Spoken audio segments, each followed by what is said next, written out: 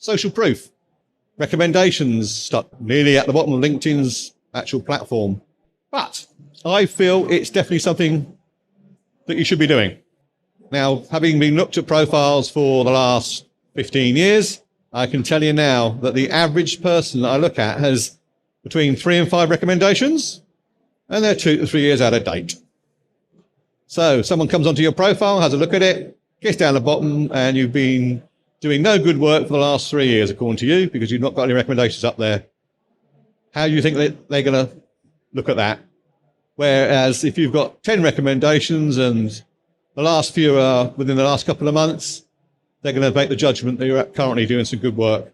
And actually getting to 10, that really high bar that I've just set you, puts you in the top 10% on LinkedIn for recommendations. Very, very high bar to set you. So yeah, go and reach that bar. It really will help you. This particular person's got 301, okay? They've got the whole idea. They've been doing it for many years.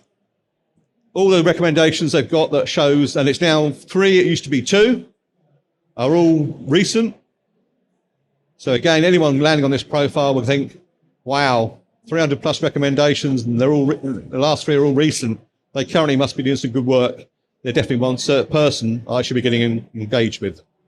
Just make sure that you reach out to people on a regular basis. Now, I know that there are some restrictions. Yes, you've got to make sure that they are a first-line connection, and I can guarantee not everyone you ask will actually reply. That's not because they don't want to. It's basically because they've forgotten.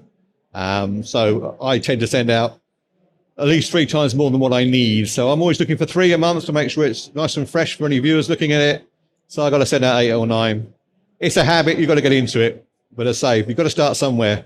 So if you've got none, get it underway and get it started. Aim for that 10. Now ask yourself, when did you last ask for a recommendation? Put it on your to-do list. Definitely worth doing. So make a list of 3 people you can ask next week.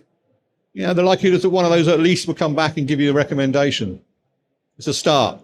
Definitely worth doing.